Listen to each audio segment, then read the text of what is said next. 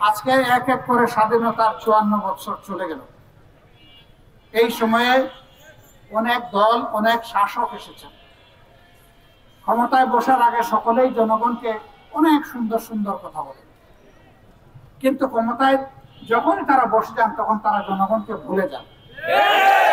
ক্ষমতায় যাওয়ার আগে বলেন, আমি রাজনীতিকে জনসভা মনে করি আর জনসভাকে ইবাদত মনে করি, কিন্তু যখনই ক্ষমতায় গেলেন তখন ইবাদতটা জিহালতে পরিবর্তন হয়ে যায়।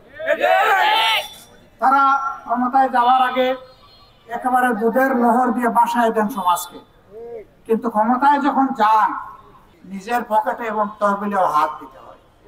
আল্লাহ যেন সেই তৌফিকটা আমাদেরকে দান করেন। এই জনপদ একসময় শান্ত ছিল, আপনারা সাক্ষী। কেন ছিল আমি এটা বলতে যাচ্ছি না। আমরা আল্লাহর কাছে শান্তি কামনা করি। আগামীতে যারা আসলে, যে নেতৃত্ব আসলে, যে প্রতিনিধিত্ব আসলে, এই এলাকায় শান্তি আসবে, সম্মান আসবে, নিরাপত্তা নিশ্চিত হবে। আল্লাহ যেন এই এলাকাবাসীকে সেই প্রতিনিধি, জনপ্রতিনিধি দান করেন। ওটা বাংলাদেশকেই যেন আল্লাহ তা দান করেন। আমরা বাংলাদেশকে একটা শান্তির, সম্মানের, সাম্যের বাংলাদেশ হিসাবে দেখতে চাই। এই বাংলাদেশের জাতপাতের ব্যবধানে, ধর্ম বর্ণের ব্যবধানে আমরা কোনো ধরনের বৈষম্য আমরা আর দেখতে চাই না।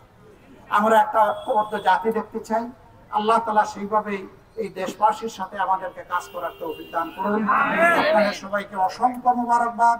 আপনারা মূল্যবান সময় স্যাক্রিফাইস করে এখানে এসেছেন, আমাদের কথা শুনেছেন।